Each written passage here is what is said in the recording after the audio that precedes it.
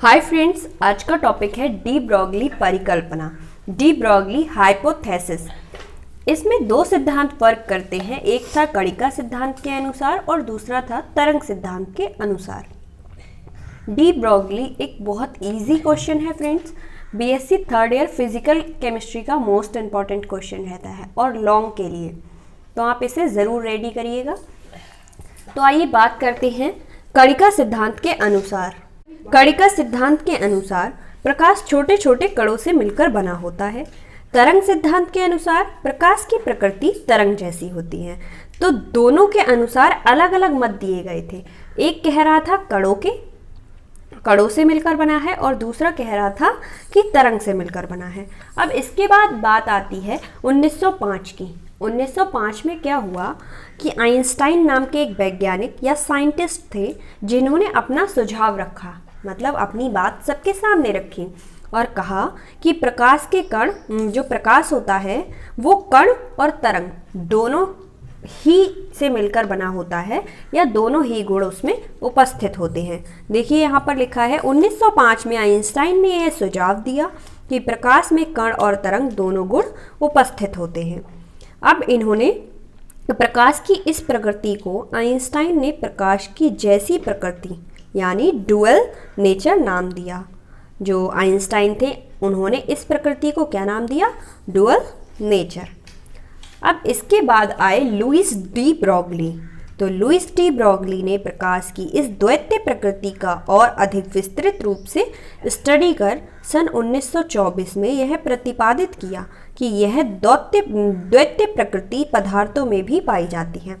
मतलब अब आए 1924 में लुईस डी ब्रॉगली। इन्होंने क्या बताया कि जो प्रकाश की यह प्रकृति होती है कि प्रकाश में कण और तरंग दोनों पाए जाते हैं, ये केवल प्रकाश पर ही वर्क नहीं करती, ये पदार्थों पर भी वर्क करती है।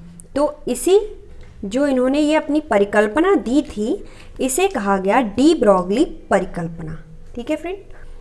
अब डी ब्रॉगली ने ऐसे कणों की तरंग दैर्घ्य लैम्डा के लिए व्यंजक का क्वांटम सिद्धांत और आइंस्टाइन के रिलेटिव की हेल्प से एक व्यंजक उत्पन्न किया। मतलब जो आइंस्टाइन ने बातें कही थी या फिर कणिका सिद्धांत के अनुसार या तरंग सिद्धांत के अनुसार, इन्होंने सबका मिक्सचर करके एक व्यंजक भी उत्पन्न किया जिसे डी ब्रॉगली समीकरण कहा गया।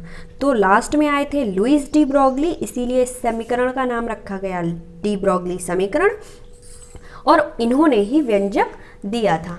तो आइए देखते हैं प्लांक के अनुसार और आइंस्टाइन के अनुसार।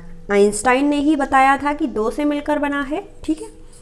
और तो प्लांक के अनुसार E बराबर hv समीकरण नंबर 1 एंड आइंस्टाइन के अनुसार E बराबर mc स्क्वायर समीकरण नंबर 2, m बराबर फोटोन की सहिति, E बराबर कण में संलग्न ऊर्जा, c बराबर प्रकाश का वेग। तो c क्या होता है? प्रकाश का वेग होता है, m होता है फोटोन की संहिता और E होता है कण में संलग्न ऊर्जा। अब समीकरण 1 और 2 से, मतलब समीकरण 1 और 2 को हमें लेना है, दोनों को एक साथ रखना है।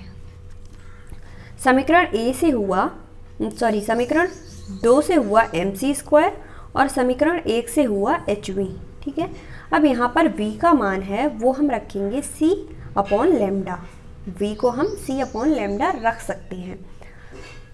अब बात करते हैं या फिर, मतलब अब हम यहाँ पर लैम्डा बराबर hmv थर्ड समीकरण, ठीक है। अब लैम्डा बराबर h अपॉन mv बराबर h, ठीक है, h अपॉन संवेग, समीकरण नंबर 5। अब समीकरण नंबर 5 ही डी ब्रॉगली समीकरण कहलाता है। मतलब लैम्डा बराबर h अपॉन mv बराबर h अपॉन संवेग, मतलब मूवमेंटम। समीकरण नंबर 5 क्या कहलाएगा? डी ब्रॉगली इक्वेशन कहलाएगा।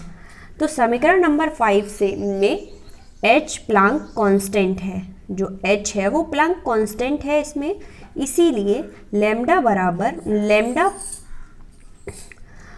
अनुक्रमानुपाती 1 अपॉन संवेग, मतलब कांस्टेंट होने के कारण यहाँ पर अनुक्रमानुपाती आएगा 1/संवेग। तो संवेग, अब इसको संवेग को इधर ले आएंगे, संवेग अनुक्रमानुपाती 1/लैम्डा, समीकरण नंबर 6। ठीक है, 5th समीकरण ये थी, 6th समीकरण हमारे पास आती है ये।